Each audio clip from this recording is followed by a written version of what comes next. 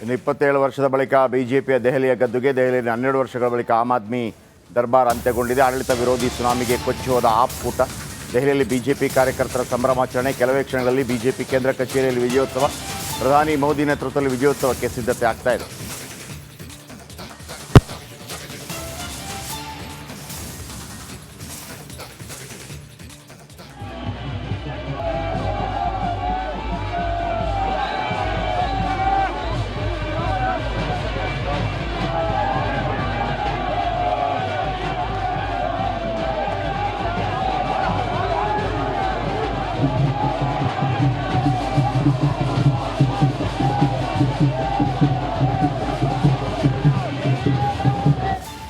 Okay, ಇದೀಗ 27 ವರ್ಷಗಳ ನಂತರ, ಅಂದರೆ ಕಾಲು ಶತಮಾನದ ನಂತರ ದೆಹಲಿಯಲ್ಲಿ, ನಾನು ಮೊನ್ನೆಯಿಂದ ಒಂದು ಮಾತನ್ನು ಹೇಳ್ತಾ ಇದ್ದೆ, ಮೂರು ಬಾರಿ ನರೇಂದ್ರ ಮೋದಿ ಅವರು ಇಡೀ ದೇಶವನ್ನು ಗೆದ್ದರೂ ಕೂಡ ದಿಲ್ಲಿ ಹಿಂದಿಯಲ್ಲಿ ದಿಲ್ಲಿ ಅಂತಂದರೆ ಮನಸ್ಸು ತಗೊಂಡ ಅಂತ ಅದು ಹೇಳ್ದು.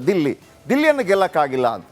ಅದು ಖಂಡಿತವಾಗ್ಲೂ ಇದ್ದೇ ಇರುತ್ತೆ. ಈ ಬಾರಿ ಆಗದೇ ಇದ್ದರೆ ಎಂದೆಂದೂ ಸಾಧ್ಯ ಆಗ್ತಾ ಇರಲಿಲ್ಲ. ಯಾಕೆಂದರೆ 3ನೇ ಅವಧಿಯ ನಂತರ ಪ್ರಧಾನಿ ಮೋದಿಯಾಗಿ 4ನೇ ಬಾರಿ ಮುಂದುವರಿ, ಅದು ಬೇರೆ ವಿಚಾರ. ಆದರೆ 70 ಕ್ಷೇತ್ರಗಳ ಪೈಕಿ ಕಾಂಗ್ರೆಸ್ 68 ಕ್ಷೇತ್ರಗಳಲ್ಲಿ ಠೇವಣಿ ಕಳ್ಕೊಂಡಿದೆ. ಮುಸ್ಲಿಂ ಬಾಹುಳ್ಯ ಕ್ಷೇತ್ರದಲ್ಲಿ 12.5% ಇದ್ದಂಥ ಓಟು 7.1%ಗೆ ಬಂದಿಳಿದಿದೆ. ಭ್ರಷ್ಟಾಚಾರದ ಆರೋಪ, ಶೀಶ್ಮಾಲ್ ಆರೋಪ, ಯಾವುದು ಬಿ ಜೆ ಪಿ ಇಷ್ಟು ದೊಡ್ಡ ಜಯಬೇರಿ? 2013ರಲ್ಲಿ ಬಿ ಜೆ ಪಿ ಗಳಿಸಿದಂಥದ್ದು 32 ಸೀಟ್ಗಳನ್ನು ಗಳಿಸಿತ್ತು. 2008ರಲ್ಲಿ 2013ರಲ್ಲಿ ಹೈಯೆಸ್ಟ್ 48. ಬನ್ನಿ ಇದರ ಬಗ್ಗೆ ನಿರಂಜನ್ ಇದರ ಬಗ್ಗೆ ಹೆಚ್ಚಿನ ಮಾಹಿತಿ ಕೊಡ್ತಾರೆ. ನಿರಂಜನ್, ದೆಹಲಿ ಒಂದು ಕಡೆ 27 ವರ್ಷಗಳ ನಂತರ ಬಿ ಜೆ ಪಿ ಕಾಲು ಶತಮಾನ, ಮತ್ತೊಂದು ಕಡೆ ಕಾಂಗ್ರೆಸ್ 1 ದಶಕ. ಒಂದು ಕಾಲದಲ್ಲಿ ಶೀಲಾ ದೀಕ್ಷಿತ್ ಅನ್ನುವಂಥ ದೊಡ್ಡ ನಾಯಕಿ 3 ಬಾರಿ ಮುಖ್ಯಮಂತ್ರಿ ಆಗ್ತಾರೆ. ಸುಷ್ಮಾ ಸ್ವರಾಜ್ ಮುಖ್ಯಮಂತ್ರಿ ಆಗಿರ್ತಾರೆ. ಆಮೇಲೆ ಮದನ್ಲಾಲ್ ಖುರಾನ ಮುಖ್ಯಮಂತ್ರಿ ಆಗಿರ್ತಾರೆ.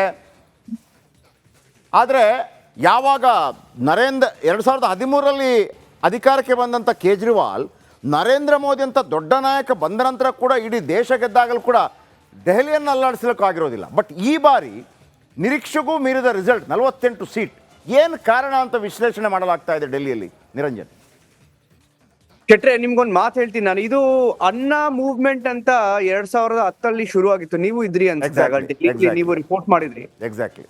ಅನ್ನ ಮೂವ್ಮೆಂಟ್ ಆದಾಗ ನಾನು ಇನ್ನೊಂದು ಚಾನಲ್ ಅಲ್ಲಿ ಇದ್ದೆ, ಅರ್ಣಬ್ ಸರ್ ಜೊತೆ ನಾನು ಇನ್ನೊಂದು ಚಾನಲ್ ಅಲ್ಲಿ ಇದ್ದೆ. ಆಗ ಈ ಅನ್ನ ಮೂವ್ಮೆಂಟ್ ಅನ್ನೋದು ಫಸ್ಟ್ ಕವರ್ ಮಾಡಿದ್ ನಾವೇ. ಅರ್ಣಬ್ ಸರ್ ಮತ್ತು ನಾವು ಕವರ್ ಮಾಡಿದ್ರಿ. ಅದು ಅನ್ನ ಮೂವ್ಮೆಂಟ್ ಅಂತ ಸ್ಟಾರ್ಟ್ ಆಗಿದ್ದು. ಬಟ್ ಇಂಡಿಯಾ ಅಗೇನ್ಸ್ಟ್ ಕರಪ್ಷನ್ ಅಂತ ಆಯ್ತು ಜಂತರ್ ಮಂತ್ರ. ಕೇಜ್ರಿವಾಲ್ ಎಲ್ಲೂ ಇರಲಿಲ್ಲ. ಕೇಜ್ರಿವಾಲ್ ಬೈ ಪ್ರಾಡಕ್ಟ್ ಆ ಮೂವ್ಮೆಂಟ್ಗೆ. ಅಲ್ಲಿ ಸ್ಟಾರ್ಟ್ ಆಗಿದ್ದು. ಅದಾದ್ಮೇಲೆ ಒಂದು ಇಂಟರ್ವ್ಯೂ ಅರ್ಣಬ್ ಗೋಸ್ವಾಮಿ, ನಮ್ಮ ಎಡಿಟರ್ ಇನ್ ಚೀಫ್, ಕೊಟ್ಟಾಗ ಕೇಜ್ರಿವಾಲ್ ಹೇಳಿದೇನು, ನಾನು ಯಾವತ್ತು ನನ್ನ ಮಕ್ಕಳ ಮೇಲೆ ಆಣೆ ಮಾಡಿ ಹೇಳ್ತೀನಿ, ನಾನು ಯಾವತ್ತು ಪಾಲಿಟಿಕ್ಸ್ ಅಲ್ಲಿ ಎಂಟರ್ ಆಗಲ್ಲ ಅಂತ. ಆವಾಗಿಂದ ನೀವು ಅಲ್ಲಿಂದ ಸ್ಟಾರ್ಟ್ ಆಗಿದ್ದು. 1 ಯೂಟರ್ನ್, 2 ಯೂಟರ್ನ್, 3 ಯೂಟರ್ನ್, 5 ಲಕ್ಷ ರೂಪಾಯಿ ಕಾರು ವ್ಯಾಗನಾರ್ ಓಡಿಸ್ತಿದ್ದು. 5 ಲಕ್ಷ ಆಗ 3.5 ಲಕ್ಷ ಆಯ್ತು ಅನ್ಸುತ್ತೆ. ವ್ಯಾಗನಾರ್, ಬ್ಲೂ ಕಲರ್ ವ್ಯಾಗನಾರ್ ಓಡಿಸ್ಕೊಂಡು ಅದ್ರಲ್ಲಿ ಓಡಾಡ್ತಾ ಇದ್ರು. ಈಗ 50-60 ಲಕ್ಷ SUV ಓಡಿಸ್ತಾರೆ ಈಗ. ನೀವು ಇವಾಗ ಲಾಸ್ಟ್ 5-10 ಇಯರ್ಸ್, 5-10 ವರ್ಷದಲ್ಲಿ ಏನಾಗಿದೆ ಅಂತ ನೋಡಿದ್ರೆ, ನೀವು ಡೆಲ್ಲಿಯಲ್ಲಿ ಲಿಕ್ಕರ್ ಗೇಟ್, ಅವರು ಆಯಪ್ಪ ಅರವಿಂದ್ ಕೇಜ್ರಿವಾಲ್ ಒಂದು 60-70 ಕೋಟಿ ರೂಪಾಯಿ ಮನೆ ಕಟ್ಟಿದ್ದಾರೆ. ಶೀಶ್ ಮಹಲ್ ಅಂತ ಹೇಳ್ತಾರೆ. ಶೀಶ್ ಮಹಲ್ ಎಷ್ಟು ಸ್ಕ್ಯಾಮ್ ಮೇಲೆ ಸ್ಕ್ಯಾಮ್, ಅಟ್ಲೀಸ್ಟ್ ಒಂದು 7-8 ಸ್ಕ್ಯಾಮ್ ಆಗಿದೆ. ಯಮುನಾ, ಅವ್ನು ಹೇಳಿದ್ದ, ಅವನು ಅರವಿಂದ್ ಕೇಜ್ರಿವಾಲ್ ಅವರೇ ಹೇಳಿದ್ರು, ನಾನು ಯಮುನಾ ಕ್ಲೀನ್ ಮಾಡಿಲ್ಲ ಅಂದ್ರೆ ಪ್ಲೀಸ್ ನನಗೆ ವೋಟ್ ಹಾಕ್ಬೇಡಿ ಅಂತ. ನೀವು ಯಮುನಾ ಹೇಗಿದೆ ಅಂತ ನೀವು ನೋಡಿದ್ರೆ ಎಷ್ಟು ಗಲೀಜಾಗಿದ್ದಾರೆ, ಎಷ್ಟು ಗೊಬ್ಬು. ಆ ಕಂಡೀಷನ್ ನೋಡಿದ್ರೆ ನೀವು ನಂಬಕ್ ಆಗೋದಿಲ್ಲ. ನಿಮ್ಗೆ ಒಂದು 3-4 ನಂಬರ್ ಹೇಳ್ತೀನಿ ಶೆಟ್ರೆ. ನೀವು ಆ 3-4 ನಂಬರ್ ಅಲ್ಲಿ ಕ್ಲೀನ್ ಆಗಿ ನಿಮ್ಗೊಂದು ಅಂಡರ್ಸ್ಟ್ಯಾಂಡ್ ಆಗ್ಬಿಡುತ್ತೆ. ಈಗ 2020ಅಲ್ಲಿ 8 ಸೀಟ್ ಗೆದ್ದಿದ್ರು ಬಿಜೆಪಿ. ಈ ಸಲ 48 ಸೀಟ್. ಅವ್ರ ಸ್ಟ್ರೈಕ್ ರೇಟ್ ನೀವು ನೋಡಿದ್ರೆ 46%. ಇವಾಗ ಲಾಸ್ಟ್ ನಾವು ಚೆಕ್ ಮಾಡಿದಾಗ 46% vote share. Strike rate almost 69-70% ಇದೆ ಬಿಜೆಪಿ ಸ್ಟ್ರೈಕ್ ರೇಟ್. ಇದು ಯಾಕೆ ಸ್ಪೆಷಲ್ ಅಂದ್ರೆ 500% ಇನ್ಕ್ರೀಸ್ ಸೀಟ್ ಶೇರ್ ಅಲ್ಲಿ. 8 ಇದ್ದಿದ್ದು 40 ಆಗಿದೆ, 500% ಇನ್ಕ್ರೀಸ್ ವೋಟ್ ಶೇರ್. ನೀವು ಹೋದ ಎಲೆಕ್ಷನ್ ನೋಡಿ, ಈ ಎಲೆಕ್ಷನ್ ನೋಡಿ, 7.2% ಇನ್ಕ್ರೀಸ್ ವೋಟ್ ಶೇರ್ ಅಲ್ಲಿ. ಎಲ್ಲೋಯ್ತು ವೋಟ್ ಹೇಗೆ ಕಟ್ಟಾಯ್ತು? ಆಮ್ ಆದ್ಮಿ ಪಾರ್ಟಿ ವೋಟು ಕಾಂಗ್ರೆಸ್ ಇಂದ ಕಟ್ ಆಯ್ತು. ಅವ್ರು ಒಟ್ಟಿಗೆ ಒಟ್ಟಿಗೆ ಫೈಟ್ ಮಾಡಿದಿದ್ರೆ, ಒಟ್ಟಿಗೆ ಡೆಲ್ಲಿಯಲ್ಲಿ ಫೈಟ್ ಮಾಡಿದ್ರೆ, ಇಬ್ರು ಸೇರಿ ಆ ನಂಬರ್ಗೆ ಬರ್ತೀನಿ. ಬಟ್ ಎನಿವೆ 27 ವರ್ಷ ಆದ್ಮೇಲೆ ಇದು ರೆಕಾರ್ಡ್ ಪರ್ಫಾರ್ಮೆನ್ಸ್ ಬಿಜೆಪಿಗೆ. ಯಾಕಂದ್ರೆ 1993 ಲಾಸ್ಟ್ ಅವ್ರಿಗೆ ಈ ನಂಬರ್ ಬಂದಿದ್ದು, ಇಷ್ಟು ವೋಟ್ ಶೇರ್ ಬಂದಿದ್ದು, ಇಷ್ಟು ಸೀಟ್ ಬಂದಿದ್ದು. ಇದು 1993 ಸ್ಪೆಷಲ್. ಯಾಕಂದ್ರೆ 3.1% ಎಕ್ಸ್ಟ್ರಾ ವೋಟ್ ಶೇರ್ ಬಂದಿದೆ 1993 ಅದು ಪಾಯಿಂಟ್ ನಂಬರ್ 1. ಎರಡನೇದು ನಾನು ಏನ್ ಹೇಳ್ಬೇಕಂತಿದ್ದೆ ಅಂದ್ರೆ, ಈಗ ಆಮ್ ಆದ್ಮಿ ಪಾರ್ಟಿಗೆ 43.5% ವೋಟ್ ಶೇರ್ ಸಿಕ್ಕಿದೆ, ಕಾಂಗ್ರೆಸ್ಗೆ 6.3 ವೋಟ್ ಶೇರ್ ಸಿಕ್ಕಿದೆ. ಅವರು ಇಬ್ರು ಒಟ್ಟಿಗೆ ಫೈಟ್ ಮಾಡಿದಿದ್ರೆ 50% ವೋಟ್ ಶೇರ್ ಸಿಕ್ಕಿರೋದು. 50% ವೋಟ್ ಶೇರ್ ಬಿಜೆಪಿಗೆ ಸಿಕ್ಕಿರೋದು 45. ಒಟ್ಟಿಗೆ ಫೈಟ್ ಮಾಡಿದ್ರೆ ಕ್ಲೀನ್ ಸ್ವೀಪ್ ಆಗೋದು ಇಂಡಿಯಾ ಅಲಯನ್ಸ್ಗೆ. ಬಟ್ ಆಗ್ಲಿಲ್ಲ. ಕೇಜ್ರಿವಾಲ್ಗೆ ಯಾಕಿದು ಇಷ್ಟು ದೊಡ್ಡ ಸೆಟ್ ಬ್ಯಾಕ್ ಅಂತ ಹೇಳ್ತೀನಿ ನೋಡಿ. 2025 ಈ ಎಲೆಕ್ಷನ್ ಅಲ್ಲಿ 43% ವೋಟ್ ಶೇರ್ ಸಿಕ್ಕಿದೆ, ಬರೀ 22 ಸೀಟ್ ವಿನ್ ಆಗಿದ್ದಾರೆ. ಲಾಸ್ಟ್ ಎಲೆಕ್ಷನ್ ಕಂಪೇರ್ ಮಾಡಿದ್ರೆ ಇದು 40 ಸೀಟ್ ಕಡಿಮೆ, ಅಂದ್ರೆ 180% ಸೀಟ್ ಕಡಿಮೆ ಆಮ್ ಆದ್ಮಿ ಪಾರ್ಟಿಗೆ. 10% ವೋಟ್ ಶೇರ್ ಕಡಿಮೆ ಆಗಿದೆ.